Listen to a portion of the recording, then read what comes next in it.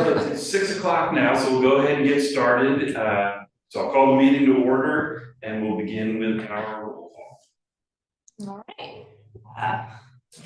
Commissioner Woodruff. Present. Okay, Commissioner Mansfield. Present. And Commissioner Tozer is absent. Commissioner Lamouche. Present. Commissioner Wood is absent. Commissioner Burkle. Here. And Councilor Wheatley is not present. Well, thank you for that. And so we don't have any public comments tonight. So we'll begin with our Rosemarina proposal.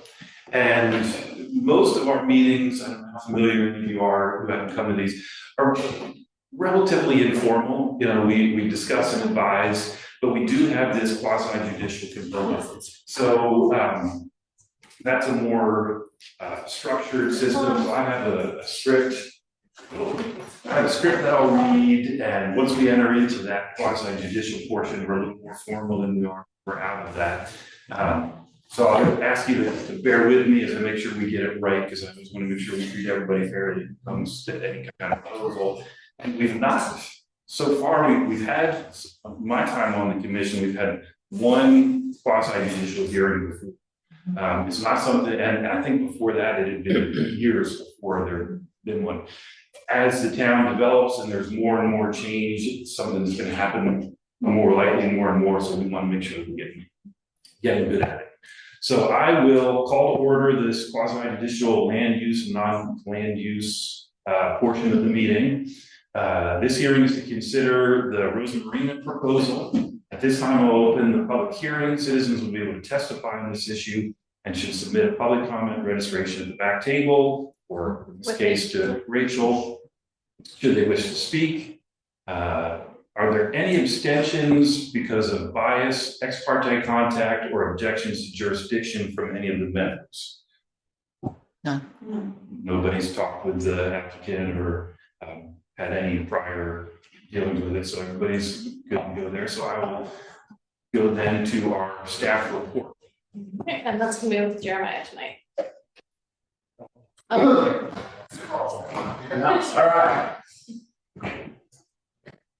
So thank you all. Bear with me for a minute. Make it smaller if needed. Just all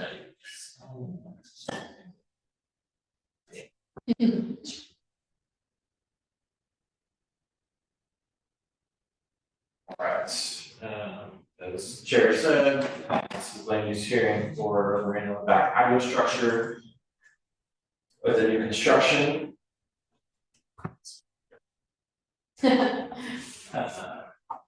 So this is downtown, right downtown here. Typical criteria for new structures in downtown. Historic landmarks, which Rosemarina is one of, is 15.344.015 and 15.344.050 racial construction demolitions. And then there's a separate portion of it that's it's called, we call it a planning design review. So there's certain criteria that needs to be met, including setbacks, so district. I'll go into that a little bit later. It's pretty simple on this project.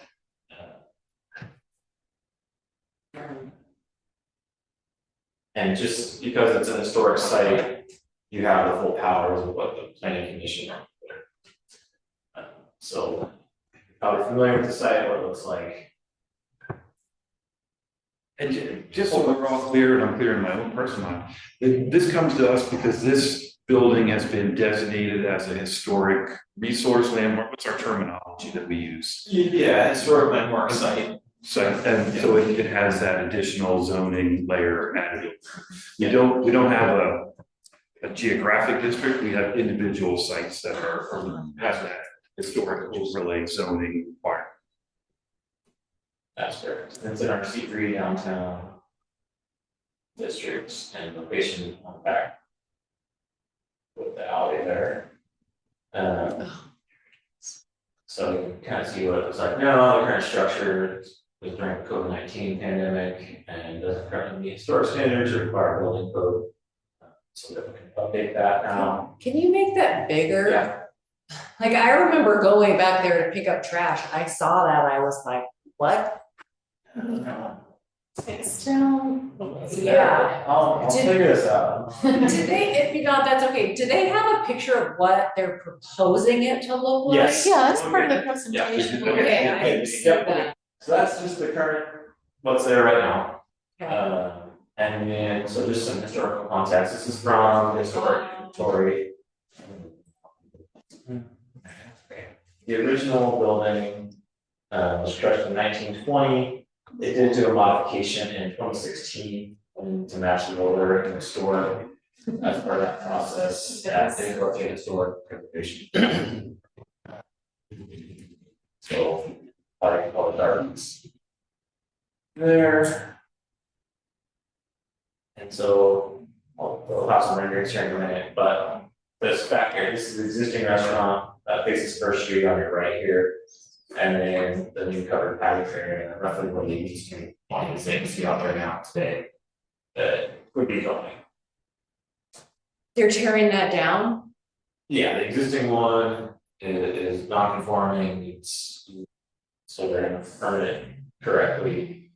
And am I wording this right? So the current structure that's there is a temporary, essentially like a tent structure that was allowed because of COVID. There were things that were allowed Yep. during COVID, and now things are returning back to normal as far as zoning and codes, and they're looking to bring it up to code and put something not attached but permanent.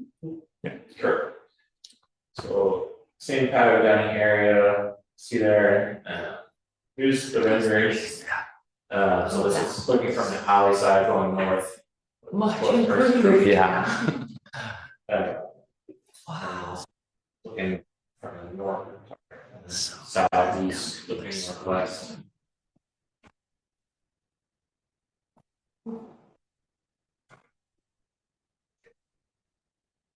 You're coming from this side, looking towards the east. But I mean, just like we've. With it. It's detached, is that correct? Yes. How, where is it detached?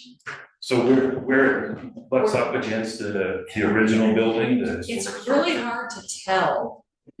Yeah, I think architect can probably explain it a little bit better, it's on the call. Yeah. Why do they want it detached? Just curious. I think I'll let the applicant answer that question, Okay. but I think also to just help preserve the historic structure, not have to do any sort of attachment to the historic structure or sandblasting or to connect to the historic structure. Okay. Okay. Now it's closed, right? It's not open. Like where we had. It's completely closed. It's to be like 80% close, because we Are can, you, is this? I'm there. Okay, that's my concern, is that it's gonna be open and people off hours can go into it. No, If they no, had it's next to Redding Wood. No, no, to be not with like, it's to be closed completely, emergency exit, of course, open during business hours, but I think it's, because we will have our staff inside here. So nobody can enter but us to begin. During the business hour, of course, emergency door unlocked for emergency use. And the building is technically a semi-condition restoring that we are doing. So masonry wall on the side, wood wall on the back to have some aeration, because of course it's a patio. And like I said, we're still new to the whole running this quasi judicial portion of things. I just want to ask, what is, It'd be best to finish the staff report. Staff questions. The architect has much more I'm trying to make better this. terminology than me. I want to make this as comfortable for everybody, but I also want to make sure that we're treating you the same as we are the next applicant, and we're not opening up the city to liability.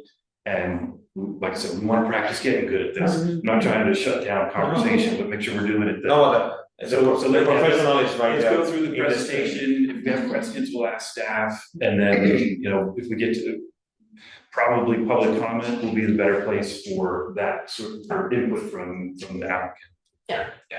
So the applicable criteria here, is mentioned for 15344, which is our historic landmark code, and really there's not Well, no, it applies because it's a new structure versus when you start modifying existing buildings with the facades, it gets a lot more intense for how much you're altering of what's required.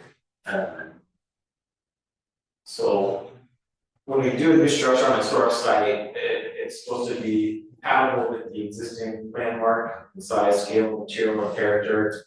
And then they do allow, the code allows for contemporary designs, when you not destroy the historic architectural material.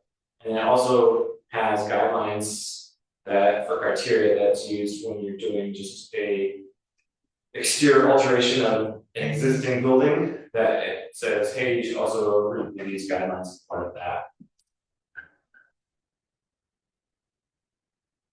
And so some of those guidelines are here.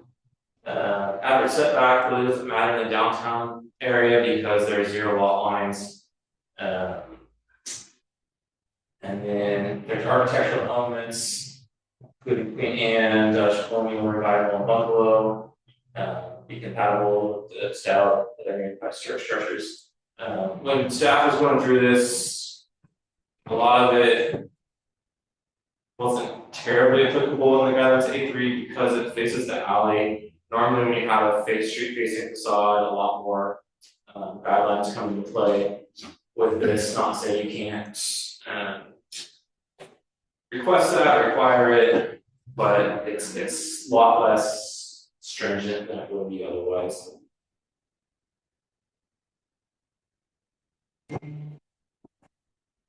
Yeah, I mentioned the alleys, so main entrance should be orange to the street, so it's back patio cover structure is adding on to the existing one. You're not having the main entrance through the alley to get into the restaurants, so coming off of First Street. And there's no parking garage with fences. And then one thing I want to note is when you're doing new structures, the code says, hey, we don't discourage contemporary, we also want to make it distinct from the existing historic structure. So any new structure, you can clearly delineate what the new structure is from the historic structure on the historic site. So if that were to be removed in the future, that it'd be obvious what the historic site was.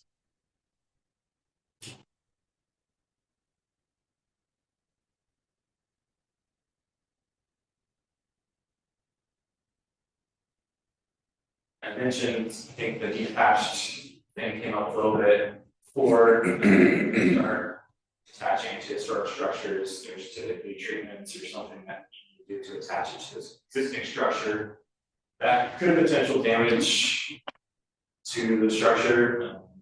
I'll say it always does, but just an extra precaution that has to be taken.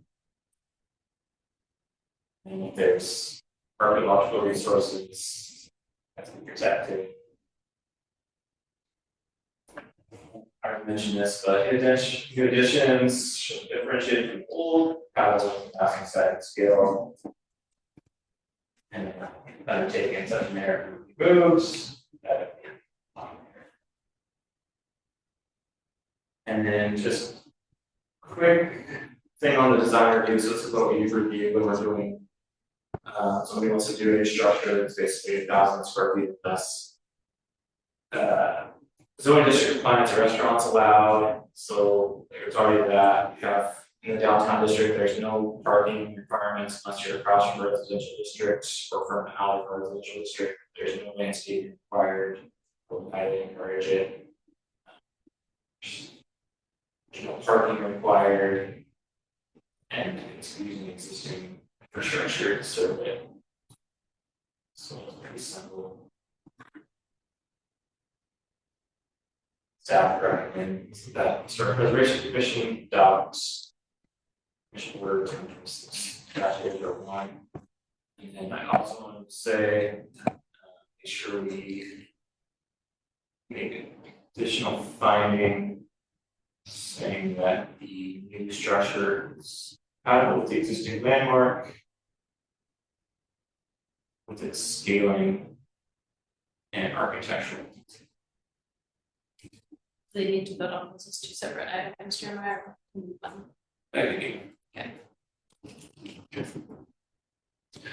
So that's the completes the staff presentation, perfect. So the, Okay, I'm sorry, I'm sorry, I probably watched that tonight. Jeremiah Cohen is, I'm the associate finance for the city. Probably mentioned outside council, I just told you. So that October would be city tonight. staff presentation. Yes. so, yeah, so he and Rachel are the two city staff Yeah. that present the. And since he is our planner handling this project, he Yeah. gives the presentation. And I probably should have done We this. started on the same day. Good enough. I should have done this before, but just so everybody kind of knows the process. So now I'll open up the public testimony. Then there's questions of proponents and opponents from the floor or the city council or from the commission directed through the chair.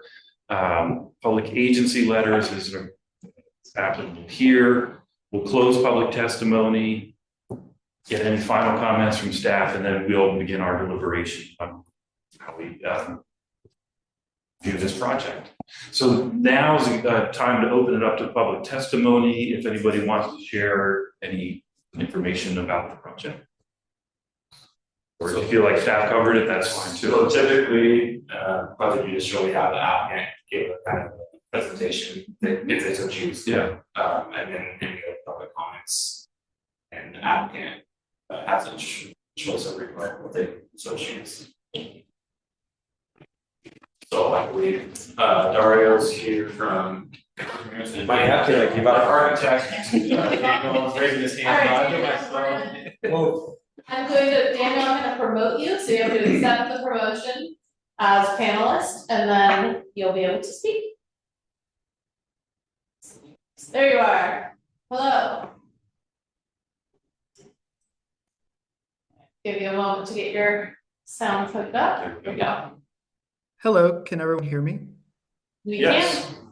Hi there. Thank you all for your presentation and for attending the meeting to discuss the patio project. I heard a few things come up, just kind of questions about the proposal in general, but I would like to take everyone through, if possible, just kind of looking at the proposal in its entirety. If I could share my screen, which I think I need to be permitted to do. Let me see if I can change that for you.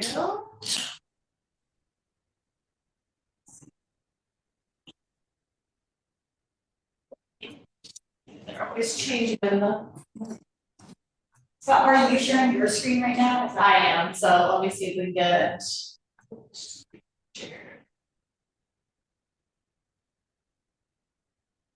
You know how Zoom likes to change where everything is. You stop sharing.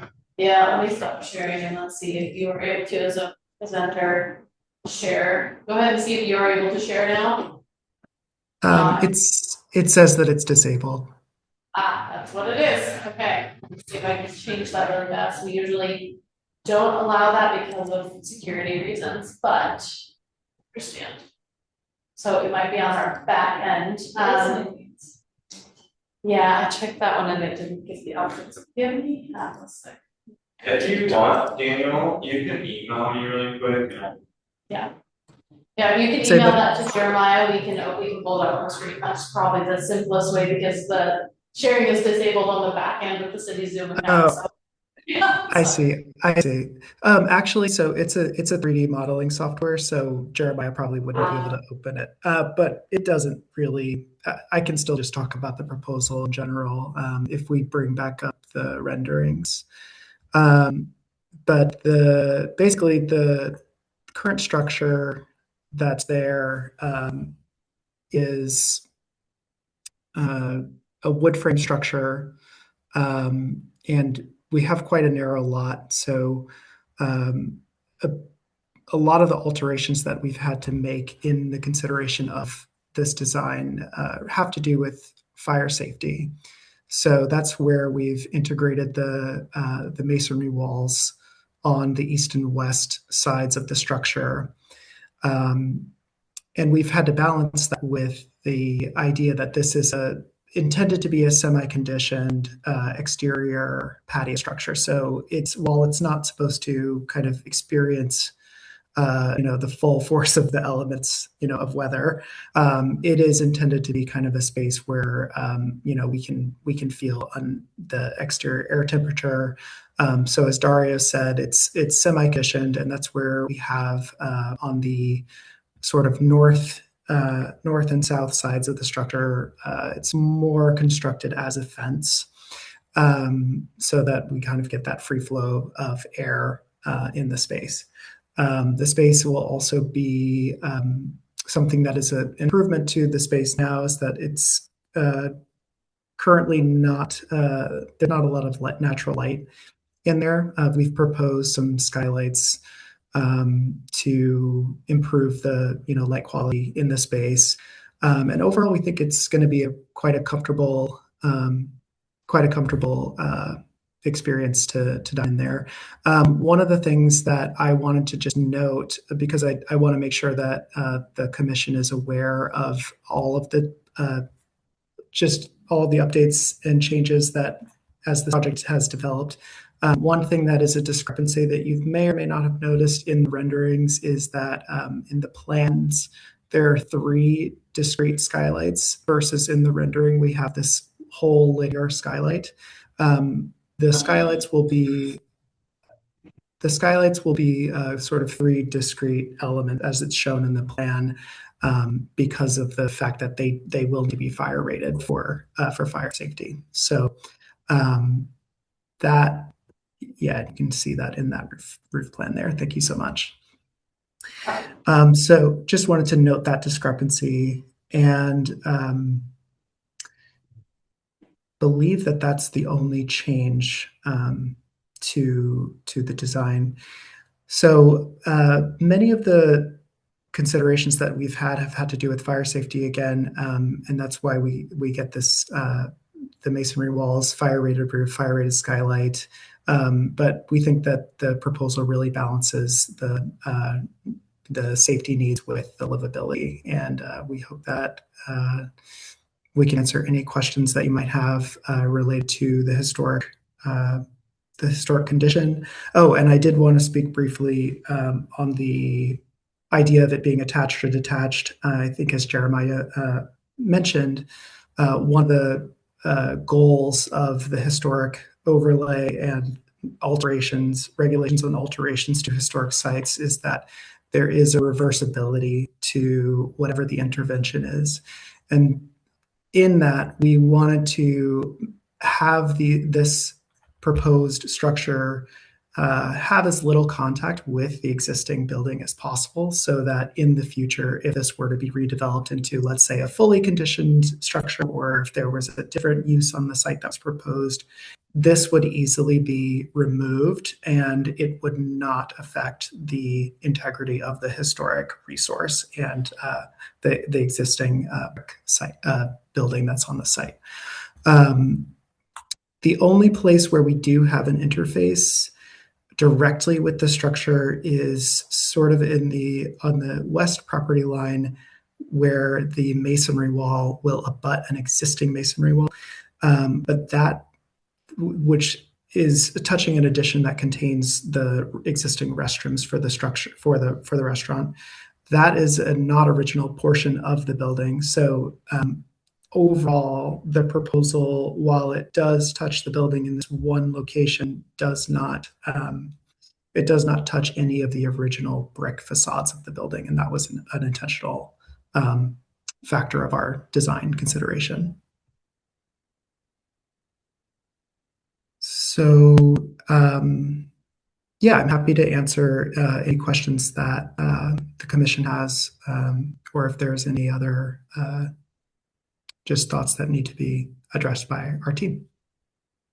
And so this brings us to that questions of proponents. This is more appropriate time for sort of that back and That forth. would be good. Okay. I do have a question. Daniel, this is Deb Burkle, and I have a question about this being a discrete, separate entity. Does it have its own HVAC? Does it have its own restrooms? Is it a completely separate building, or what? So it will be considered, per building code, it'll be considered an aggregate of the existing structure.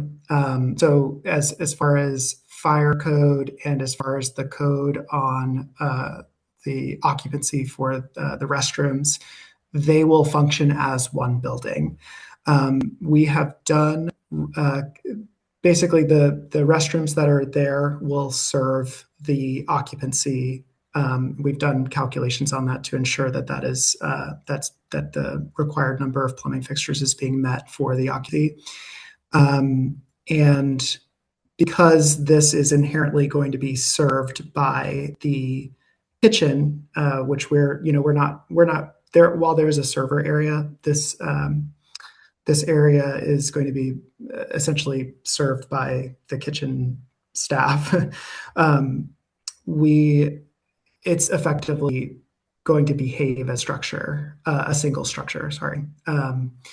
And in terms of conditioning, when we're talking about utilities, this is intended to be, as I said earlier, a semi-conditioned space. So there's going to be some things that will allow for the control of air temperature, such as suspended heaters, which we can see in some of the interior renderings, and some ceiling fans, which will improve airflow inside the structure. So it doesn't technically need to be, because of its use and the designation of it as a semi-conditioned area, it doesn't technically need to be fully conditioned, and in that way, it won't share the existing HVAC of the main structure. It'll have kind of its own spot elements like these suspended heaters and ceiling fans. Great, thank you, Daniel. Daniel, I had a question. If you could scroll, I think, down up the previous page showing the exterior west wall. Yes, there. So that west wall looks like it projects up. I couldn't tell from the plans, 2 or 3 feet from the shed roof. It kind of makes a false front. And I was wondering if that was a fire requirement or a structural requirement. For me, it's not a deal breaker, but I don't like that it cuts off the view to the original building and the mural back there.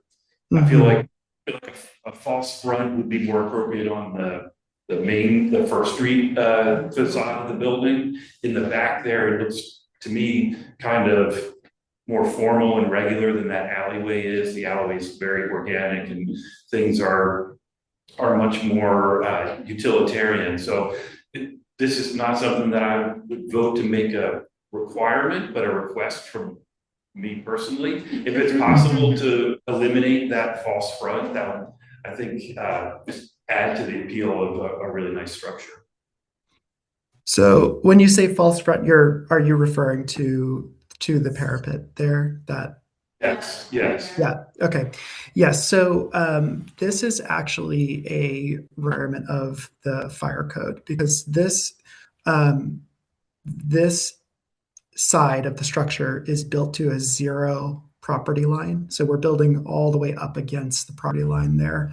And what's required of us is to construct this as a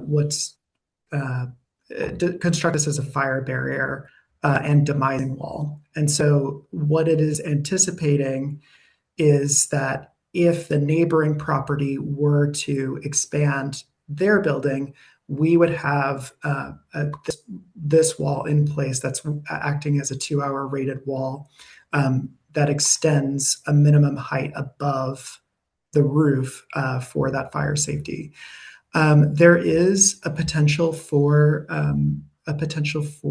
a code appeal on this. I've been in contact with Mariah Lemon about several of the issues, the fire code issues on this structure. So there is potentially an opportunity to appeal the building code, but this parapet on this particular side of the building is there because of the 0 lot line, versus the east side where we have a 5-foot setback, which allows us to kind of knock that projection. That makes total sense to me, and so for me, it's not a deal breaker, just, it would have been nice, but you gotta. Yeah. Yeah, totally. I understand that as well. I think the original design did have that as a coplanar with the roof, but Britta's already asked.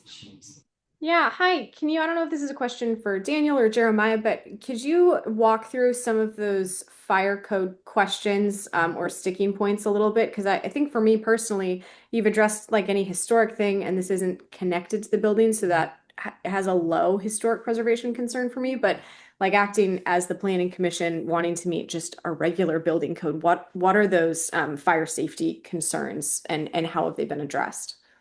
Yeah, so this is Jeremiah. So as Daniel mentioned, when you get to a zero lot line, typically it's required to have a 2-hour rated firewall. So think of it kind of like townhouses. Townhouses are also required to have that, and they have those connecting walls because you're at zero lot line, so it's essentially touching each other. So that if the fire were to happen, that it wouldn't spread to the neighboring structure, and you could have a longer time for the fire department to respond and not have that much damage to the neighboring structure. So I'm not a building official or a plans examiner that can answer all those questions, but Daniel mentioned she's been working with Mariah Lehman, who's our plans examiner. And that's gonna be in any case if you have basically within 3 feet of property line, you're gonna have some sort of fire rating requirement for any new structure that it may have not been there in the past, but that's current building code that has to be met. And we're confident that this proposed wall would meet those requirements. That is my understanding. And that would be a building code decision too, not a planning. Yes, that would be a building Right. code. Right. Daniel mentioned there's some you could appeal it, or there's some other things where you can do alternative methods, but that's pretty rare, and it's not super easy to get, and so it depends, but I mean, the 2-hour fire rate, well, that's a building requirement. Great, thank you. There's where the wall arrived, there's another piece of building that was added to the old building, so it's like almost 15 feet in between where you see the Derby sign. Yep. There's a lower that is technically the bathroom of the. You can just kind of see that in the rendering there, Yeah, there's a space, so you can still see the building on the back, because there's like a 15 feet of hole in the back.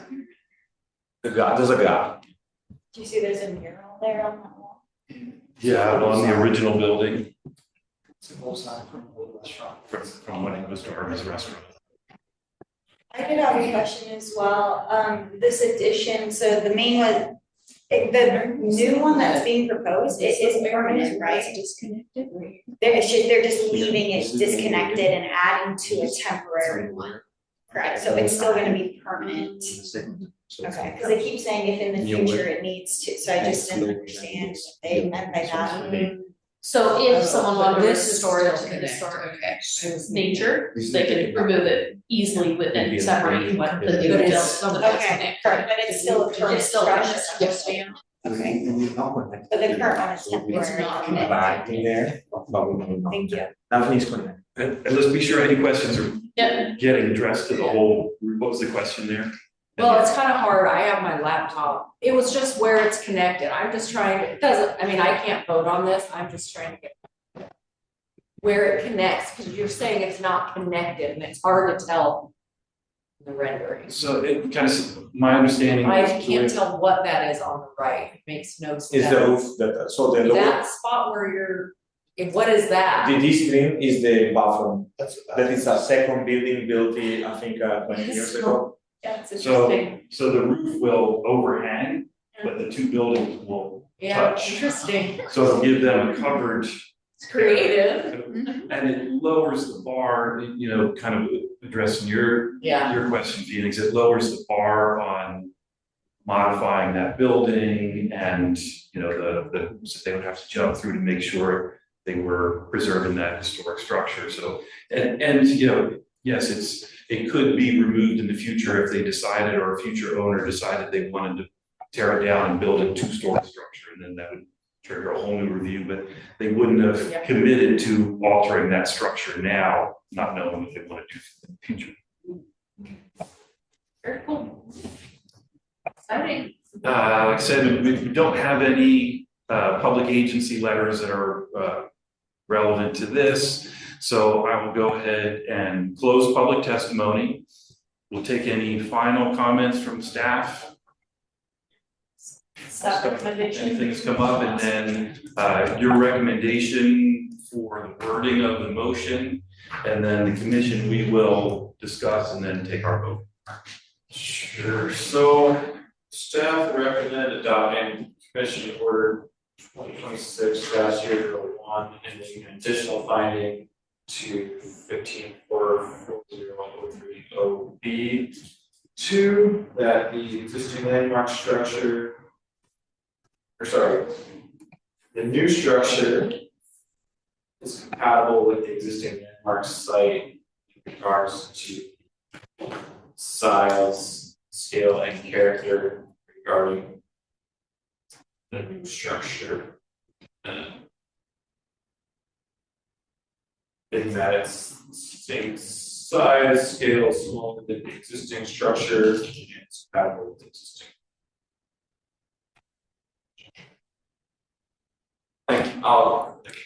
So do we need to add any additional wording to that motion that we have on the screen there, or So what you can Will that say cover is it? motion as stated, as, like, feel free as, to. as presented? Okay. And then make Jeremiah say it again.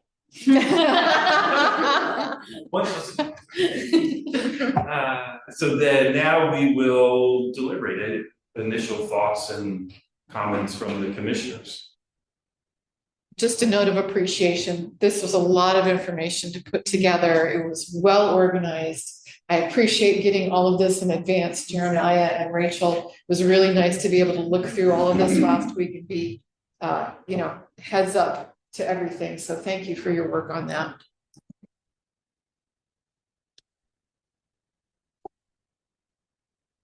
Well, yeah, I was just gonna kind of piggyback on that I really like the proposal. I'm gonna vote for it, in support of it. The one issue I had Daniel addressed, it would have been great if we could have avoided that, but I understand there's functional reasons, and it's not enough of an issue for me that I would vote against it. So yeah, I really appreciate the balance that you have between keeping the scale and massing and everything compatible. I'm strange because I like to walk up and down that alley. I just think it's a very charming little space. And, just throw out another, just absolutely not a requirement, but just another Bob thing. It does present a wonderful space for a new mural. We've got the Harley and Vine mural, we've got the Darby's, and you just created a wonderful spot for a mural. Any other comments from commissioners? Then you can pull up the wording, or I'm open to a motion. Yeah, I move to adopt the Historic Preservation Commission's 2026-001, which approves the requested historic and design review and the other elements which Jeremiah had mentioned before. I'll second that. Got a motion and a second. I think we've addressed any concerns or questions, so we're ready for a vote. All in favor, raise your hand. And passes unanimously. So thank you, Daniel and everybody else who's put work into this and coming forth with a really good project. Hopefully, it's always awkward and uncomfortable when you have to have something put up for a yay or nay. Try and make it as comfortable as possible, but also I'm always aware that someday a vote's gonna come before us. It's not an easy one, that we're gonna have to vote no, and that's why I try and be careful to be as Consistent. following the rules as I can. You are welcome to stay, but you won't hurt anybody's feelings if you decide to. You don't want to hear about everything else. Good to see you. Same Jeremiah. I'm not. We are trying to work the winter time when our business is low, it's summer time, we need the space. What'd you say? Because when the patio is not working, I appreciate it. 50% of the staff doesn't work. Try to give it as much work as possible to everybody. I'm so excited for this, yeah. Much of Yeah, thanks for coming. Yeah. There's always that awkward moment when you're in a meeting, your part's done. You can walk away, but now you can go. Thanks, Dario. Thank you, everybody. Thank you all. Thank you, everyone. Daniel. Thank you. Thank you. Thank you. Give Rachel a million pull up. Yeah, Sure, she's like, let's- that's okay, and I realize you're probably put the pen back there. Because our next portion is updates from staff, and we've got a River Street update and historic districts, and then our CLG grant process, we're right there. Yeah, so we'll launch into those. So, with River Street, we have very little to say, but there was lots of questions that came from this commission, especially about whether or not we'd have any say or any input on River Street. There was one question asking if we have any sort of historic district or something like that. The city does not have any code providing a designation of a historic district. So if a historic district was created, it would have to go through the state historic review process. Now, I'm gonna brag right here, I'm probably the foremost authority on Newburgh history. Probably, except for maybe George Edmiston probably has maybe. We have discussed this before, we are actually unique, and I don't use that word lightly, we are unique in Oregon in having our city reporter as a liaison to the Yes. historic preservation. Usually it would be Jeremiah. Usually it is a planning person. Yeah. It was you, yeah. And Well, it would have been, it was. And the city has been generous enough to allow Rachel, this is an additional duty, but it's also a passion, and she brings a resource of knowledge that is incomparable. So it's a random skill set that I developed over the years, to know a lot about our local history. Based on my knowledge of local history and based on the fact that I used to work for the State Historic Preservation Office and watched this process several times, I will tell you that I sincerely doubt that it would be designated as a historic district because it has not been consistently maintained as a historic district at any one time. And it doesn't meet a lot of the historic definitions that the state and national park system has. So while it has a lot of great historic elements and specific properties could be designated by the city of Newburgh, the street as a whole, I very highly doubt would make it through a state process. However, on that note, there has been progress on the city council side with River Street. So the first thing I love to say is there are no bulldozers there. Nothing is happening right now. We can take a breath. It's going, we've got time. So the city has formed an ad hoc committee that is going to, Bob is on it, which is great because he can bring that historic perspective. And this ad hoc committee is looking at all the design options. There's been another design option that a member of the public has been brought to us and said maybe this could work. So we've got a lot of things that we're looking at to make sure that this is done in a slow and careful way and citizens' input is heard. This is not happening tomorrow. This is a long process. And so that committee will be reviewing public comment and they are accepting public comment. There was some confusion over that fact. They are accepting public comment at their meetings so people can come and share and listen to ideas. I hear the first one went pretty well. We had this conversation. So members of the public can go to that, they can bring their concerns, and it's going to take time. But there really is not a place for this commission right now, unless specific homes would like to be requested, or request to be added to the historic resource inventory, and then they could be evaluated. So that would be the only input we can have here. And I asked Rachel to put this into the agenda because I've talked about this before in our meetings that there's a lot of historic character and value to the south end of town. And the south end of town also has a lot of development and redevelopment pressure. And so just trying to think through, and I'm not expecting any of us, staff or commissioners or counselor to have an answer tonight, but start thinking about ways that we as a commission can have input and try and advocate for maintaining that historic character, that it could be really easy for River Street to get redeveloped in a way that is out of character with the the historic charm of this neighborhood. You know, I look around and I say, okay, they did Elliott, now they're doing River. Well, Blaine is a major collector, and you know, Blaine, there's been discussions in the past about punching Blaine through to connect to the riverfront area, and you know, Dayton Avenue could also be redeveloped, and all that could be done in a way that really increases and maintains that charm, or it could be done in a way that makes it feel like a whole different community that I don't think anybody really would consciously advocate for, but it could just morph that way. And so, yeah, I just want to get everybody started and think about how we can advocate. You know, I feel like with the ad hoc committee and already the initial changes that have come to this River Street design, I thought, I kind of toyed with the idea, like maybe we could just write a letter requesting council consider really use historic character as a guiding principle. You know, I don't feel like we really need to put that time in now, and there's enough people already advocating. I feel like that discussion's already going on, but I want to start planting the seeds for, you know, the infrastructure that's going to improve for the state's requirements on middle housing development. Middle housing, I'm a big advocate for density, but it can be done in a way that really obliterates the historic character, and it can be done in a way that makes the historic section of town. So I'm going to talk a lot here because I made a bunch of notes. That was one. Another, I've talked about this meetings before. Another nerd thing of mine is I'm a big fan advocate for our historic sidewalk features. We have lots of stamps, horse rings, mailbox posts. We have a historic inventory that's done. I have actually written to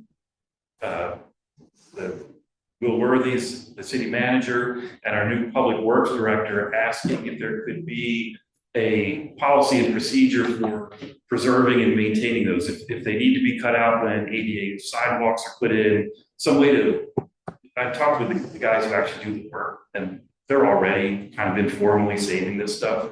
You know, they're proud of their work, so they're proud of, you know, they don't want to just throw away some cool thing. But a way to more formally catalog that, preserve it, maybe have a space someday. We've always talked about wanting a museum. And then I also, like I said, I'm a nerd, so I set up what's called a KML file, which is like a mapping file, and I'll send that to you so you can put it in the packet. Anybody, Google Maps, you open up Google Maps, and then you use that to open up this KML file, and there's little markers where each of the historic features are, and I'm slowly going through personally and updating the ones that are no longer there, taking pictures and putting it in. It's my little nerd. That's really cool. That's good for you. That is really neat. So I also told them, city manager, public works director, we have our own concrete crew doing sidewalk work. It would be great if they could stamp their work. And I figured we're the Camellia City. If we got a Camellia stamp that those guys could stamp in when they do their work. That's a great idea. Wow. You know, that's a very low, relatively low expense thing that we could do to help maintain the charm of the city. Final thing, I'll be quick, is the Oregon Travel Information Council has a heritage tree program. And I want to kind of challenge all of us to think about trees in town that could be heritage trees. The criteria for a heritage tree, it doesn't necessarily qualify just because it's a big tree or an old tree. It has to be connected to a national, state, or regional history. The tree has to be healthy, and it has to be accessible. The public has to be able to see it. It doesn't have to be on public land, but the public has to be able to see it. So I've already thought of three. You said there might be a couple others. One, right out in front of the school district office, there's a bicentennial tree that was planted in 1976 to honor the bicentennial. So that ties into national history. It was also dedicated by, I can't remember which Edwards, an Edwards family member to Jesse Edwards, so it ties in with local history as well. A second one down at Ewing Young Park, just off of the playground where the skate park is. There's a tree that is a clone of the oldest and largest coast redwood tree in the world. Wow. And that was donated to the city by the Archangel Ancient Tree Archive. They're dedicated to propagating old growth trees. And, you know, that ties in with national history and, you know, the loss of redwoods. There's 2% of the original old growth redwoods, and so it ties in that history of people coming together to preserve that natural history. And then the third one is our Hiroshima survivor tree, which is at Chehalis Valley Middle School. That is a persimmon tree that is grown from a tree that survived the atomic blast in Hiroshima. The original tree was about 500 yards from the blast zone, and quite a number of trees actually were able to survive the atomic blast. There's an organization in Hiroshima that propagates growing seeds and cuttings from these, and we've got one of those at the Japanese garden. So those are three that I'm going to go through the process and apply for as heritage trees, and I want to encourage anybody else who can think of a good heritage tree candidate to. Yeah, the others we discussed briefly, there was Yes, a bicentennial tree at George Fox. Now, I believe that was cut down when they built their new chapel recently. So I think it's gone. And then there, I believe was one also in Baby Nicholas Park, pool park. I think that one is still standing right now. So. I haven't had a chance to Last time check that yet. Yeah, last time I looked, it was there, but it's been a while. So that's exactly the kind of, we talked about, you know, the preservation of structures, nature, and human stories as our goals when we were goal setting last year. And that's exactly the kind of thing that we can do in a really positive way to preserve these trees. I have a question about, Yes. does that mean they cannot be removed? No. Okay, so if they absolutely have to be removed. But any restrictions on them, all it is just a catalog and a promotional tool used by the travel council. Okay, I And love that, the one- story thing, I love that. Benefit of that, there's things, there are grants available sometimes to help, like the Union Oak down at Oakhurst Farms was damaged severely in the storm, and they have been for years trying to get funds to get arborists to repair. They've put in lots of money into repairing that tree, and it's still struggling. But when something has been designated a heritage tree, sometimes it's easier to get Helps. grant funding and other funding to support And donations. caring for, and donations to support caring for if a disaster like that was to occur. So. Cool. Piggybacking on something that you were just talking Yes. about, family members and I have had conversations like this before too, particularly in the fact that we don't have a historic district, but we do have a lot of homes that are 75 years or older. And I wonder if it's time to talk with council about ways to preserve those homes, and if they do need to be removed or remodeled, that there is a process for doing that in a way, or maybe even financial, support for doing it in a way that preserves the neighborhood, the integrity of the architecture in the neighborhood. That happened, I used to live in Colorado Springs. They did a huge project there, and that seemed to work really well. I don't know the ins and outs of it. I just, only know kind of from a 30K view, but it's certainly to me worth looking into because it is a beautiful area. I mean, we have some of the most beautiful architecture here, and trees and gardens. And I wonder if maybe heritage gardens, I don't know if that's a thing or not too, but heritage gardens might also be a designated thing. No, I agree 100%, and Oh, Britta's got something. Sorry, Britta. there it is. No, it's in line with what you guys are saying. I'm curious, and maybe this loops into the CLG grant situation, but we don't have a mechanism for a historic district in the city, but we do have this historic resource inventory, and I mean that's what triggered our quasi judicial review tonight. Am I correct in believing that? So is there a, like, is that historic registry, is that restricted to buildings? Or like, how do we define a historic resource? Because that may be something to, I'm totally open to considering, you know, talking with council about looking at a historic district. I have thoughts about that as we would get closer to that process, but is there a, what are ways to have a similar effect with potentially less restriction and more ways for people to opt in voluntarily? And is expanding the historic registry one of those ways? Can that be expanded beyond just buildings? Yeah, so a couple of things on that. So the historic registry would be buildings or historic sites or locations. Generally, it's something that's been constructed, but not always. But it would take some work to make a site designated without a structure or man-made object there. That's just kind of the way it's written right now, but there might be an argument for that. When we look at the historic district, we do have already, the state has said, yes, our downtown does qualify as a historic district if we ever want to move forward with that. So they did all that research for us, they've already reviewed it and said, yes, you've got preliminary approval on this.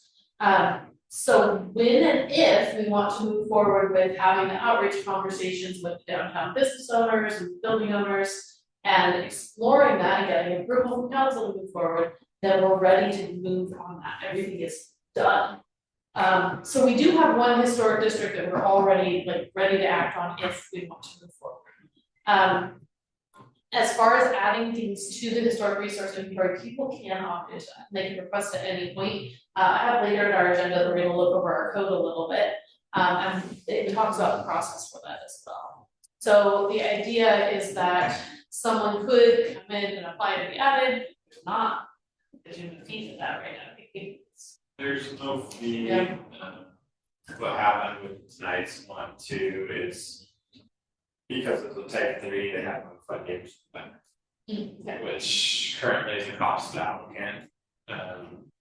Same thing if outside of historic, where if you're doing some sort of land use required public noticing with the applicants on the for those things with 500 feet. But as far as there's adding to the registry, it's a 0.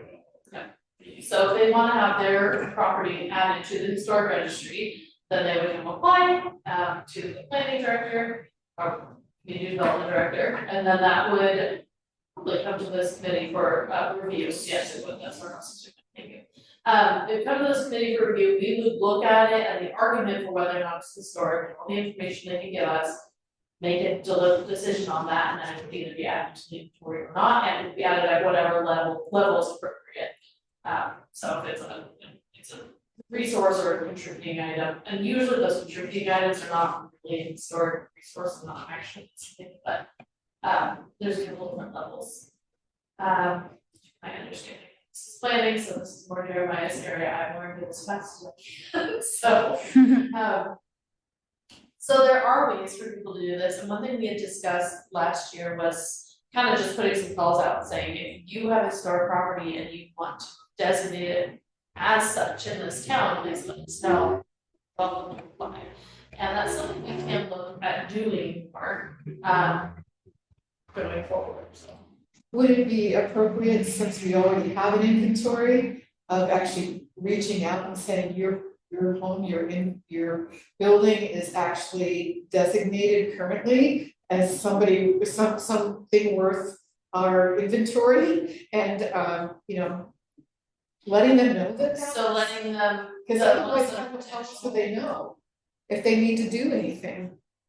What are the benefits of doing that? Yeah, I think that's the main question that owners would have is what's the benefit? Well, it would, to me, if I owned a property and I didn't know it was on the historic inventory, I might be moved to make some changes that maybe were in line with what the city would want us to do, right? And I think that's happened. The only hesitancy I would have with directly approaching homeowners is I don't want to taint the water for when the town has gotten to a point, we all just have commission members and everybody who lives in town, we just happen to be here at the point where we really are need to start making some decisions about what restrictions do we want to put to preserve history. Right. And whenever you talk about restrictions, you know, the initial reaction is, I don't want any restrictions on my property. I don't want any restrictions on my trees. And I want to make sure if we go down that path, that we do it very thoughtfully and don't stir up fear and negativity before we've had a chance to go through. If you know somebody informally in your neighborhood, I think it would be totally appropriate to be like, somebody you have a relationship with, hey, but I just worry that some people, like if I got a letter that said my house was eligible and was just like, yeah, I'd be cool with that, but I have a known and loud interest in history. Other people might be like, oh, government's coming after my house. And I just would want to be real mindful, not to stir up fear. Yeah. Okay. So to be very clear, no one's property can be listed without their consent. So that's something that we want to be very, very honest about and very clear about. And that we can remove from the listing, but it would take review. It does cost. Yeah, there's a cost There's a and cost review. to remove it from. And if there were any In tax, essence, it's like, it's a protection measure. If you are on the historic preservation. Historic preservation list, to kind of protect your structure from having major alterations done, that affect the historic character.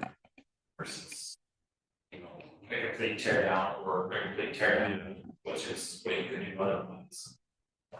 Is that also, if they would tear down a historic site, I would come to this commission. If it's designated, if it has that current historic designation overlay on it. and on our historic inventory, we have items that are designated, items that are considered to be contributing to areas, they're not an actual designation, we have items that are listed as like potential. So those are ones to review, and that actually leads right into the next part of my staff report was the CLG grant working on. So one thing we talked about, and we're trying to inventory those homes that are a little bit newer than the ones that are previously on the inventory, so our mid-century properties, anything 1940s on that hasn't been looked at before. We did get the grant that we applied for, no problem there. I have put out an RFP for historians, historical archaeologists who come in and look at this. So far, out of the 6 vendors I've reached out to, 2 have said no, absolutely, and the others have not responded with anything. So we'll see. Even though our budget is fully based off of the SHPO amounts that they approve, the 2 vendors who said no, one was too busy, one said that they can't do it with the budget. I have let them know that if we need to reduce the scope to make the budgets fit, we can discuss that.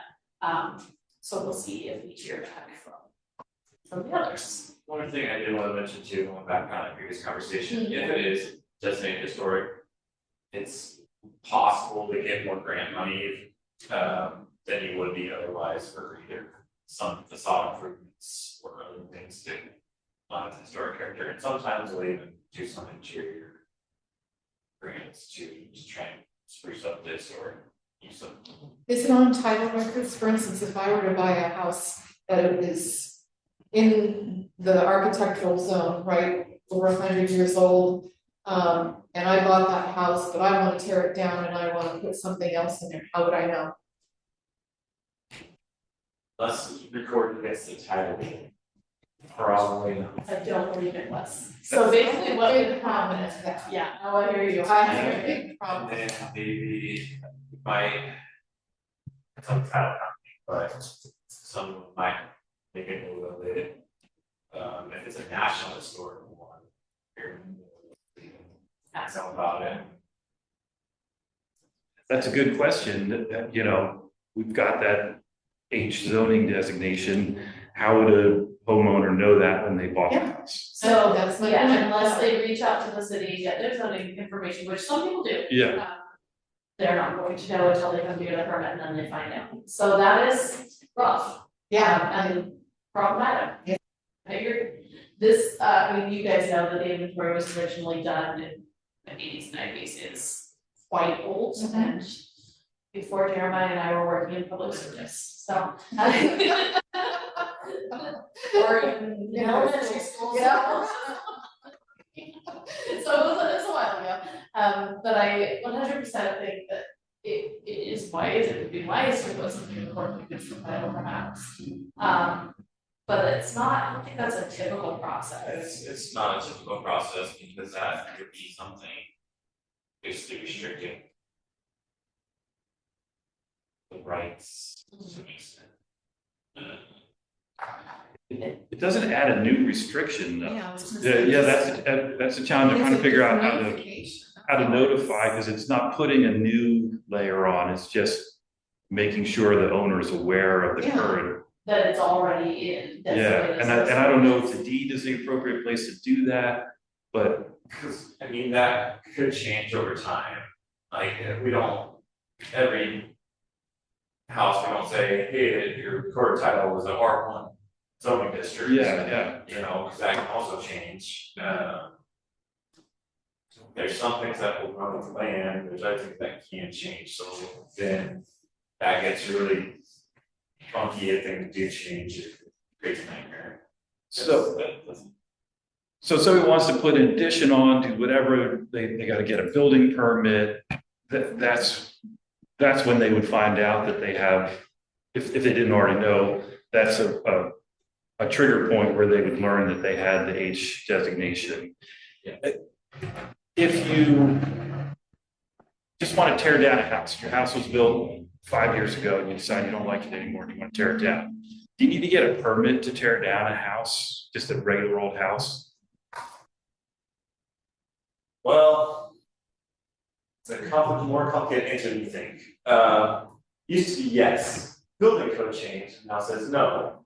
However, for our own purposes, we require them to get one because of the utility connections. Okay, So we do require them to get a permit just to make sure the utilities are capped properly. so that, We also have to track it, since if it's a dwelling unit, because the state also asked us about this, which the state, again, needs to reconcile itself. sure, Because they asked us for how many dwelling units were demolished for their own housing counts, but then their own building code says we don't have to get Don't have to. demo permits, so. but so Newburgh requires me to get a permit to tear down my house. Yeah, if you have utility connections, yes. And then I could possibly learn, oh, there's a historic layer to this, it also needs to get. Correct. Okay, all right, so there is a mechanism at least, somebody, of course, things can happen and it's at a zoning level, it's not like there's gonna be criminal fines, somebody could tear down a house that has that historic overlay, but there is a mechanism for triggering before something happens. Might not be the perfect system, and we can think about ways to improve it, but there is a code trigger that would notify. I'd like to recommend that we think Yeah, formally no, about a absolutely. process to improve that Absolutely. education, yeah. Anything more on the CLG grant? Yeah, so CLG grant, I mean, we'll continue, I'll reach out again to the 4 remaining vendors and see if they have any input. I can even, but we'll see where we go from there, I'm just not sure. Hopefully we'll get a proposal from someone, if not, we'll continue to find other people, I'll be working with the state to see if they have other vendors they recommend, because this is their list that they recommended. But they say they don't recommend these are vendors they are aware of, there we go, they can't actually recommend. Yeah. But they're vendors they're aware of. I've heard this person Okay. exists. Yes, so, but we'll continue to look for someone to do that. The issue at hand is that the person has to meet certain education and background requirements, qualifications before they can do this type of work. So there's some vendors that do this and are experienced in this. But if they're not available or if it's beyond that, I can't just be like, I'm just gonna go hire so-and-so to do this. Now, we might have some, history professors in town that are qualified, but they have to have very certain qualifications and a lot of them are not interested. So we're working on it. I'm hoping we can find someone, but I'm disappointed we haven't heard anything yet, but this was the original deadline, I believe I extended it again, because we were delayed by the state in getting the original proposal out, so, yeah. But it's going out, so. I would say that the next item on your agenda is gonna answer a lot of the questions we've just been discussing, so. That report. All right, well then let's move on to our review of the historic preservation. So what I'm gonna do here is we're just gonna start browsing through this and discussing different sections of the code. So take this wherever you'd like to, I'll introduce a section, we can discuss, we can move on, whatever you'd like to do, so. So this is the historic landmark sub-district code, so chapter 15, 344. Go through it, so this is currently the purpose of this overlay zone. Sure, this, yeah. So. Guess what we are reading is all that.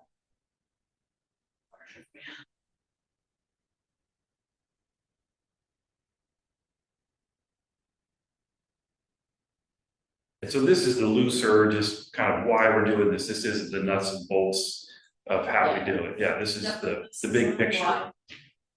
This is your purpose. And yeah, that one, the foster civic pride and the accomplishments of the past, protect and enhance the city's attractions. That's kind of what I'm driving at when I talk about, how could we advocate for the charm and character of the whole town, but particularly the south end of town, which is, under the most redevelopment. The newer neighborhoods have their own charm and character, but aren't under a lot of pressure. Folks aren't going to Coffee Lane to tear down houses to build a new house. They're coming to the south end of town to tear down a house to build a new house. And I would say if at some point you have recommendations or really want to strongly encourage council to look at this, that's the perfect thing to draft a statement and have Councilor Wheatley bring it to the representative. Like we did, I think last year, we wrote a statement with our work plan and you talked about our goals and work plan council. And I'll say council is, my sense was that council is very supportive of all this. There's always that initial knee jerk. Nobody wants any restrictions on their property or their tree. They want to have freedom. Even people who love history and want to preserve history, everybody initially bristles. And so I'm always trying to be real clear that there's really terrible ways to do a historic district, and there's a really strong Newburgh way to do a historic district. And I think we can do that. And like I said, I feel like council is supportive of historic preservation. Also, just as we're going through this, if you guys start seeing things you like, I really think we should recommend to council to make a change here.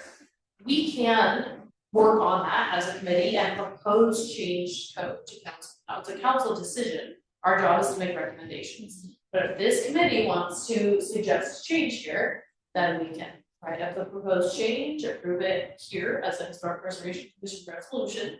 And then we would take that to the council and say, Historic Preservation Commission would like to suggest this change, see what they say. So it's their ultimate decision, but this is something planning commission does, this is something staff does, we bring things before council that link the updates. Yeah, this is what, if we could think of a stronger, more efficient way to trigger a notification, this would be where we start wording that. It's recommendations. Today. Go 5 still, so go 5 is your mostly wetlands, streams, corridors, but also this is historic preservation. That's part of that. And something else I should mention too, it's part of ongoing, I won't call it a lawsuit, but starting January 1st of 2027, the city is required to notify tribes of during application processes, it's part of the comment period, so for any archaeological resources. So that will be happening here shortly, and the Commission on Human Services will give us a list of tribes to send that notice to. Do we have that here? Yeah. So it's every city and county and state. So I used to work in Washington State. It's very similar. It's called the State Environmental Policy Act, or SEPA, where we have to notify the tribes for any part of natural resources area or on the site that's being close for development, and then either what typically happen, you have an inadvertent discovery plan if something were to happen when they're doing like site work, or they have stopped, or if they find human remains, they have to notify OSD in this case. Or there's like, hey, we know there's our industrial site, like quarter mile or half mile, they won't tell you where it is on purpose. Yeah. But then there's some other studies and other prevention measures that can happen to help protect that historic site. Or the archaeological site. So that's something else that's kind of, it's related, but not necessarily the case for your purposes. Yeah. One thing I want to mention too is the legislature, as part of the Goal 5 historic resources. With no housing, they say can't basically exclude no housing from historic properties. Yeah, So you yeah. can't, like, hey, single family house now doesn't prevent somebody from building a duplex on it too. No, and I'm glad for that, you know, like I said, I'm an advocate for density and support increased density in the south end of town and anywhere in town, but being mindful of how it impacts the character of the Right. town, yeah. Yeah, the challenge with this new notification requirement, and this is something that I, in conversation with Fran Ron at this chat, is sometimes they get inundated with so many of their staff. Yeah. Oh, damn. So yeah, we do have some active shrubs in the area, there's reservation just southwest of Grand Run, and there's their land in this area that was an ancestral homeland of native tribes. So we have to pay attention to that. It's not too far from here, it's just northwest of here, they had a lake where their main food source was, and the lake was drained and the food source was removed during settling, the colonial settling times, and it's just an incredible story, but there is like probably lots of archaeological remnants around that area.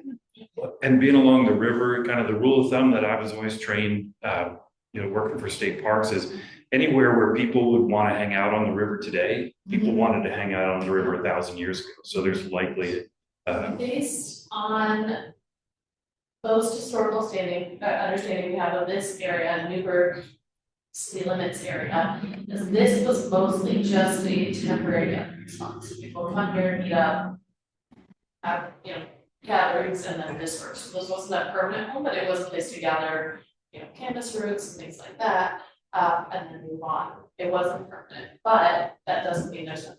Yeah. So what notification does is gives the tribal representatives an opportunity to call our attention to some things, be more cautious about streets being covered.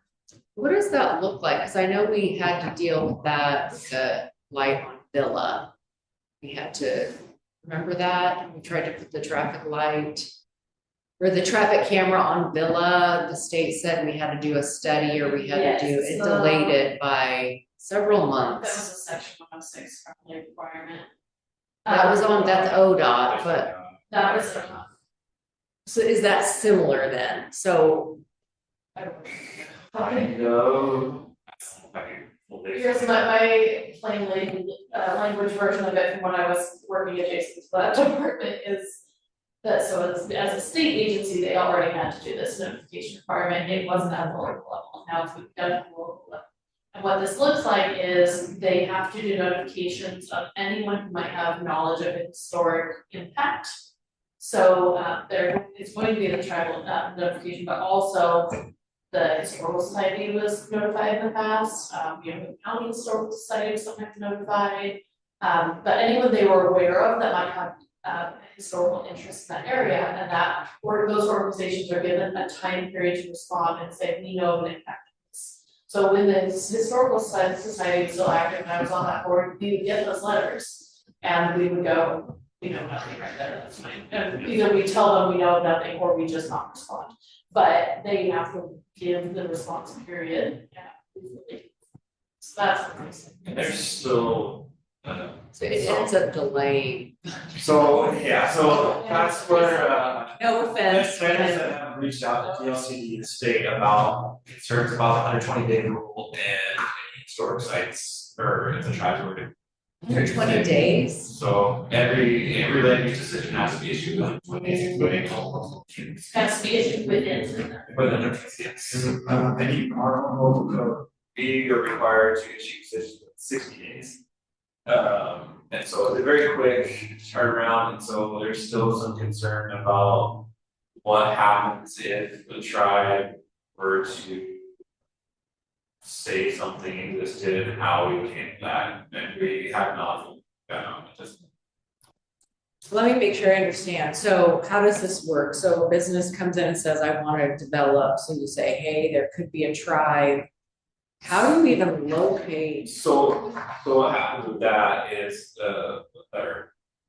forget what the stands for, Commission of Indian Services is, they are as part of this process right now, updating basically notified resources to have notification cities and counties notify the tribes.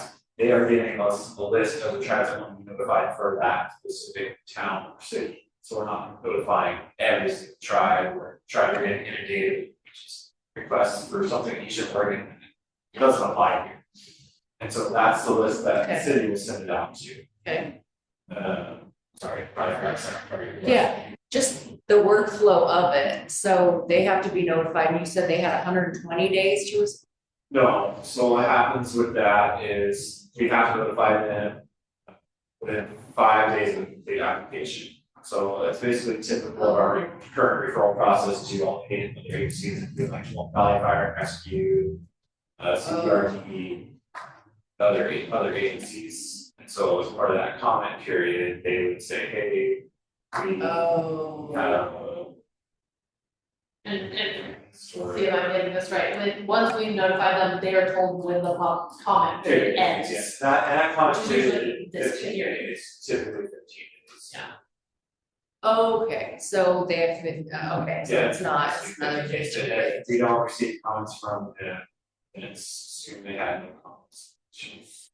Oh, The okay, that's not challenge- bad. The challenge Jeremiah is bringing up is if they do respond and say, we know of something and we still have to issue a decision by and you break the 60-day mark, then we are in a really tight timeline to figure out a solution to It's the problem. not yet clear, there isn't a precedent process set up for how that's gonna look on the ground. Yes, that's the conversations they have with planners and state at this point of what case in state statute. Sometimes, state laws are about the best of intentions, but the practical realities of applying them are really challenging. So I feel like they do that on purpose. yeah, I'm sorry, but I hear ya. All right, well, let's speak through this. So looking at the purpose statement, it sounds like you guys are happy with that, okay. Commission review, so this is giving us the authority to review those landmark designations with type 3 reviews, so those are those historic landmark reviews. And it gives us the authority at all duties of the planning commission in that situation. So basically it comes here instead of the planning commission, because we have the subject matter expertise in this board to make these decisions. And so this is saying somebody that applies for the historic designation, it comes to us for. Well, this after is. going through staff. This is more the alterations. Gotcha, okay, moving slightly. So this one would be major also. Minor alterations go through staff. Yeah. It can be to your board. Yeah. New construction review had tonight, that also comes to you. Okay. Or a designation if it designated. Now, if there was something that also required a conditional use permit, which is land use and higher scrutiny and private public hearing. But also, it's historic, in this case, both bodies would be and make a change. It's I was misunderstanding, so this isn't, do we review applications to be designated as historic, or is that just all done by staff? No, So it would come to staff. Yeah. But if it's a new historic, Yeah. like they want to designate it. Yeah. It would then come to. Okay, your body. okay. So staff would come with a presentation like Yeah, this last and night. a Here's the recommendation. criteria, here's our recommendation, you guys will look through it, see if it meets criteria or not, debate the historical merits of the property. Is there a section somewhere in here that actually gives this commission the authority to make recommendations to create guidelines with regard to architecture, character, et cetera, for the preservation and accomplishing all the things that were in the first section? That is in, I think that's in this commission's, code section, the right of this commission, not in the historical district. Let's see, I'm looking, let me see. But that's a good question, and it also, I hadn't put two and two together that there's two sections of code. There's the historic preservation code, and then there's a separate section that establishes and regulates this commission. Yeah. And I'd like to see that Yeah, aspect addressed. yeah. Yeah, so this is the purpose of this body, it's at 2.5. So our purpose here is to identify, recognize, and preserve significant properties related to community's history, rehabilitation, viability, historic building structures, strengthen public support, prize, make cultural and heritage tourism, so that's our direct. And make recommendations for the preservation of architectural character and whatever, I don't know how to say that. That would be this rehabilitation and viability, and then recognize and preserve here a bit. I don't see recommendations. Recommend, Maybe I just can't see it. so recommendations on how to do this, so as an advisory body to council, that is one of our general things that we can do is make recommendations to. Okay. It's their decision, we don't make decisions, but Right. we can make recommendations. So, for example, when we presented our work plan and said, here's what we'd like to work on, and they said, go for it. That was one way of saying, we recommend this as a way to go, and they said, okay, work on our work plan, and we'll bring elements back as needed. This is our membership board, which you are aware of, from the office, so that's too interesting right here. Meetings you should know about, and here's your powers and duties. Okay, so identify and evaluate properties, speed Newburgh, and maintaining historic resource survey consistent with the SHPO standards. So there's the recommendations. Yep, there you are. Recommendations to city council, review and act upon applications, support enforcement of state laws, regarding historic preservation, which are mostly planning laws. Any other functions designated by a resolution or motion of the city council. So, for example, if we go to them with our work plan, say this is what we want to do, and they wish to approve that, that's giving us the authority to go do that. So, and then we can publish and adopt written and graphic guidelines and example materials to clarify criteria in the historic landmark section of this code. So we can create some great criteria of how to meet those things. We can make recommendations to city council regarding changes in regulations to the regulation of landmarks too. So that's what I'm talking about. If we want to amend the code to do something different, we have the authority to make a recommendation to council to do so. So it's kind of a nice way, we can either take the criteria that's there and build out more of a plain language, here's how you apply it, or we can also recommend changes to the criteria.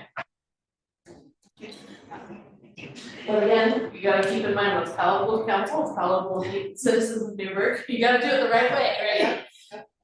Also, I was saying, local government, it's either boringly fascinating or fascinatingly boring. Yeah, It's dull in detail. it But- is, When we just say, when we talk about livability, this is what we're talking about. Yeah. You know, I've said it before, we'll never find a developer who says there aren't enough rules and regulations. Every developer will always come to us and say there's too much regulation, but all of us want to maintain character and charm and a livable city. And so finding, because that puts before, finding what works, how to make these rules that make sense and are supportable and defendable legally, and make it a nice place to walk around and drive around and live and raise a family. and we've had several developers recently say that we're really easy for it's great, so, I mean, I'm just gonna say, I think you're amazing, all of a sudden, Jeremiah, so maybe we were too easy on them, I don't know. several times, that Ray, you've mentioned the educational aspect of this, and that is in our directive, to inform, educate, use materials, and do things like that. Just find limited staffing, okay? So I can do some for you guys, but you gotta do some yourself. You wanna do it? Yeah, I was gonna say, we're here as volunteers. Yes. And that's one where, yes, we need to take that on 100%. Just reminder, we always need to be careful not to have a quorum, a chain meeting, you know. Yeah. So Phoenix and I met and talked about River Street. And I knew it wasn't something that was coming before us, or there was no aspect that was gonna come before us, but I still talked with Phoenix and said, hey, do me a favor, don't talk with any other commissioners about River Street except in a meeting, just to make sure we're, because everyone will also complain about how burdensome the chain meeting laws are, and I can't get anything done. And I'll always push back and say, if you want to be free of all that burden, just give up your power. Yep. Quit your commission, quit your whatever role you're in. Do it as a volunteer separate. Give up your power, and then you're free of all the burdens, and you can send as many emails as you want. You can talk to whoever you want. You just have to give up your power, and then you're free to be away from public But scrutiny. transparency is really, and that's why we do it this way, and as annoying as it is, that's why. So, but if you guys wanted to work on anything here, we can either gather from resources that are available. The State Historic Preservation Office has tons of resources that we can link to and send people to, or you can create your own links, and it could be one person works on it, that brings it to the board, and we all discuss it, and you know, it could be that kind of format too, if you'd like. There's another thing, recommendations regarding expenditures for historic preservation activities. So we talked about helping people preserve their houses. We could go to council, say we think this should happen, and we'd like it to be considered for budget now. So I think we'd have to go through the whole budget process there and be realistic about it. Not a lot of extra funds in this budget. Our budget is very lean and mean, but it doesn't mean there's nothing ever. So something to keep in mind. Like I said, incentives, code amendments for historic preservation.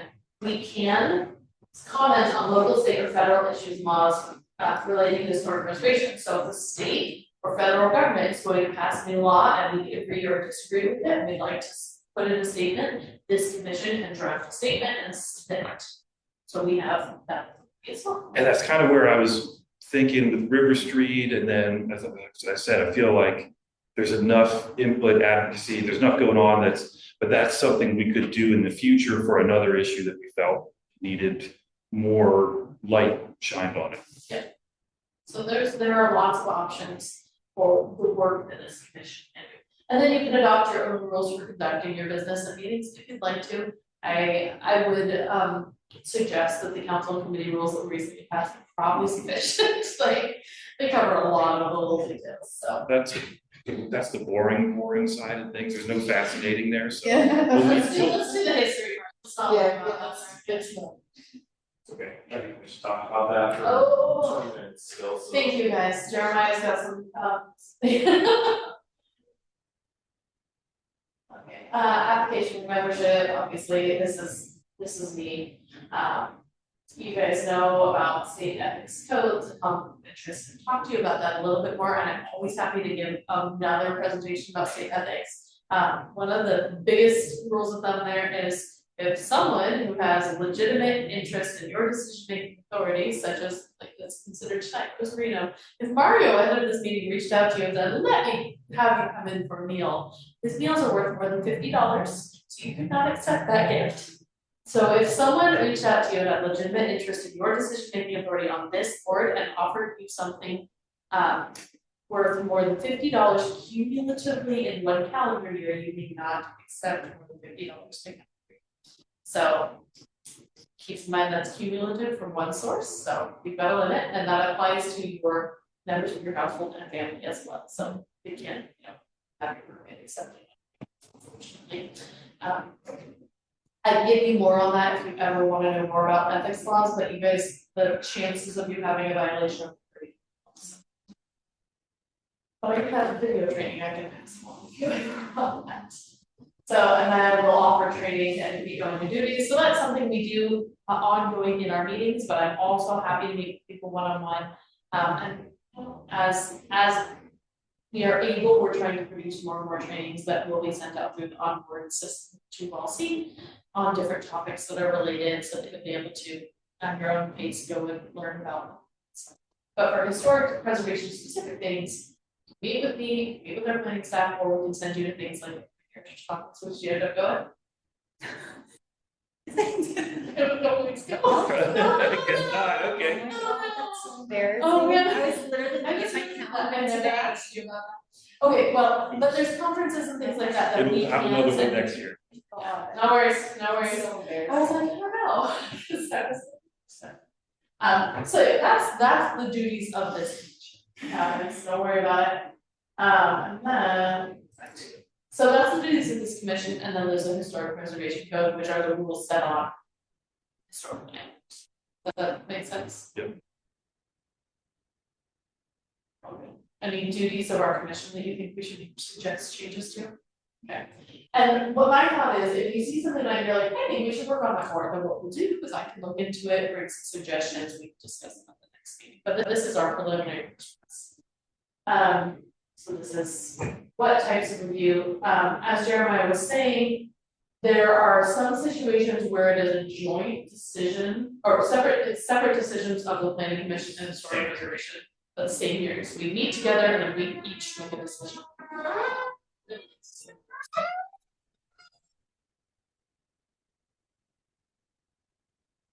Right, so this is how a landmark, this is the proceedings for landmark designation we've discussed a few times. So institution, owner can initiate proceedings. So they are going to submit an application to the director as the director of our community development departments, Scott is Jeremiah's. And we do not charge a fee for that application at all. They have to include site plan, architectural elevations, pictures, and if there's changes they're proposing, dispose, and all sorts of information on the history of the property. Look at that take groups.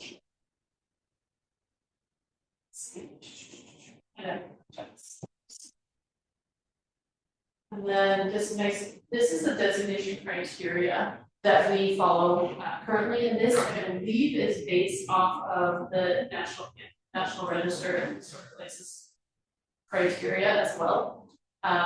So it should be similar, not exactly the same. So this is the criteria that was used in the 1990 evaluation. So let's think about it, and this is still accurate. So question, if we get a bid for the CLG grant, would we have to update this code? No, they will follow the same evaluation criteria, and that was one of the functions of that bid, is that they would look at this criteria and they would follow that in making decisions on whether or not to recommend we approach homeowners about their homes. Okay. Yeah, these are basically the criteria that we had in our rubric for the Yeah, homes. so it's basically, it's a very common criteria that that can be used. I think it's just interesting to keep in mind that we should have a high bar for what is considered historic. Historic and old are two different things. And you need to be really careful about considering the fact that like not everything that's old is of value for saving forever, which is sad for some of us, but old and historic are two different things. Brenda, we've had this talk about a million times, right? Historical society. So the association with natural history, people, or events is really important. Like I said, like it says, the age is not deemed sufficient for a designation. A specific distinguishing characteristics of architecture are one thing we can consider. Master builder, designer, architect, which we do have some things in town that are designed by master architects. So like the clock tower at George Fox was designed by Pietro Bellucci. We've got some really incredible things. High degree of original design, crafting materials, and original site features. This is one of the things I was mentioning with River Street. It's changed so much over time. It's hard to make it a claim of one specific time period that it's actually representative of. individual properties, you can, but not as It can be. not as a street. And individual properties, if they change too much over time, the state's gonna just be like, this isn't really representative of anything historic. They might sometimes, but that's the argument I heard at the Heritage Commission meetings when I was there. So they would commonly say this. And contributing to the immediate environment and character of the neighborhood or city. So they are, this is something that's important to this character. Now, not all of these have to be met, but these are the evaluation criteria. Now, a good portion of them should be considered historic, or there should be a really strong reason with one of them or two of them. Another question, for example, I've been thinking about that where they're gonna be making that Popeyes. Like that building specifically, I was kind of like taking a look at it, or knocking on, I'm like, what is this stone, and like, would that be, are there criterias there for that, or not really? For that property, so that one has changed a lot over the years. Mary's Garden Cafe before it was finished, a long time ago. Yeah. So it could be potentially something that But would the be. owner would have to consent, The owner would but they're have trying to consent. sell it, or demolish it. Yeah, so they're not gonna consent. Yeah, city's already issued. It's already, it's already Okay. underway, but that's the kind of thing, like, we could look at a property and then make a decision whether or not it's historic, and it would be this. Staff would make a recommendation, we'd share whatever information we have, but it's your determination, is it actually meeting these criteria or not? And you could argue against the criteria, but the decision has to be made based on this criteria, you can't just be, but I just like it. Yeah. Or but it's a beautiful home, well, yeah, there's lots of beautiful homes in town, but they may not meet the criteria, right? Okay. So that can be really challenging. This is something that planning commission members struggle with because it's different criteria they have to meet. But their decisions have to be based on the criteria and code. And sometimes it's really frustrating because we'd like to make a decision based on other things and we can't, so. Criteria right now. And then there's the process for removing the designation. This is an interesting detail here. So if any city fees are waived because it was designated, they may be required. The commission or city council might require them to pay back all fees that were waived while it was designated. So that is the one thing that we can say, hey, maybe you should take away your designation. We don't have. Now. Mostly carrots, not too many sticks, as one stick. Yep, I will say our I don't current think- fee for historic landmark elimination is $2,606. Yep. So- 5% technology fee. so we do charge them for taking that designation off. This is an interesting stick we have here. All right, alteration. So generally, historic code for interior alterations is not really relevant. It's generally an exterior property thing. So I would say that's not interior. yeah, this is exterior. I was just gonna scroll down and make sure. Interior would be, We don't. so you'll see some, and the latest example, I gave you a minor alteration that we did was down at 1888 building. They did restoration to. It was 1890s roughly, with an inset or the fireplace door. That was deemed to be a minor alteration, but all that, there's a ton of work that's been done interior, and eventually gets. I think it's up for sale right now, I guess slowly, you see a lot of that, the interior got massively upgraded. Yeah, so interior changes often are not held to historic standards. One thing I did want to mention too that's come up, we've had a couple of conversations that because current, talking about fire rated walls earlier, there's other fire rated requirements, including alarms and other standpipes for fire suppression that come up that can affect the, I guess, historic look, but we have not required them to go through historic preservation for those sort of things because they're required under building code because they won't be able to do the project otherwise. So basically, all of their stuff would halt if it had to go to historic preservation and we said no, then they couldn't do what they needed to with their building to actually occupy.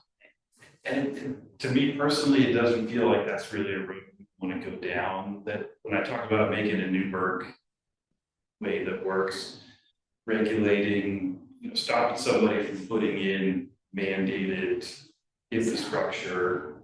For safety, yeah. For health and safety isn't something I would be comfortable supporting us stopping them from doing that.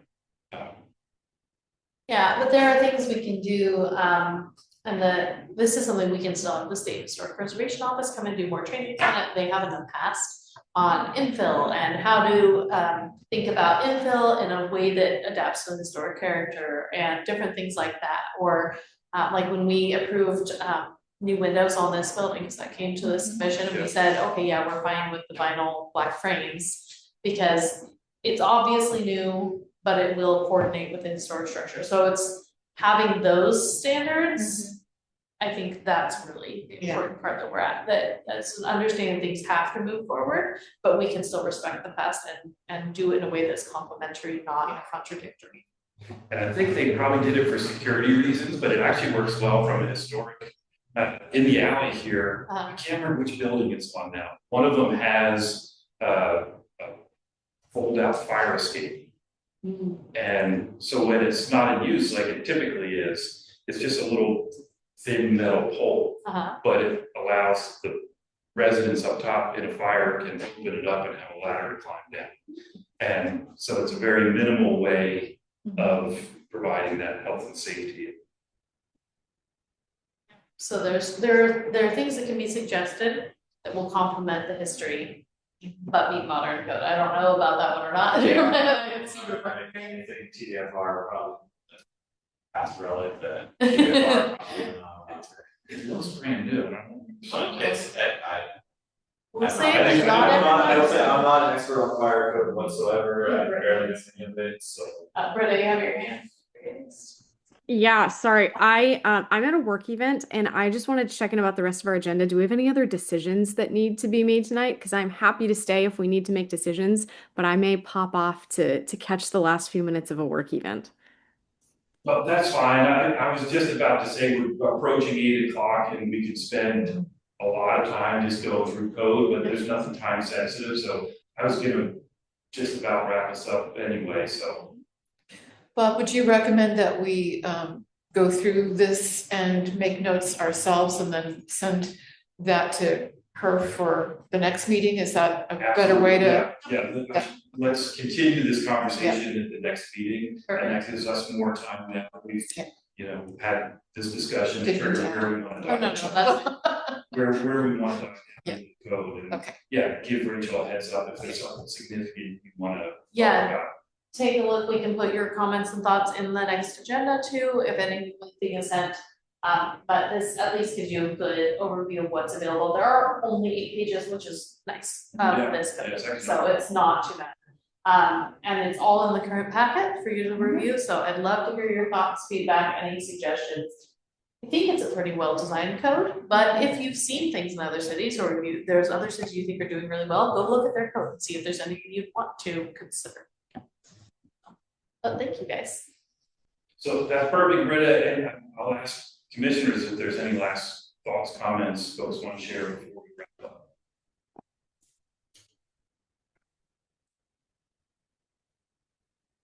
With that, then I'll go ahead and adjourn the meeting. Thank you, everybody, for presentations and comments and discussion. Thank you. Thanks all.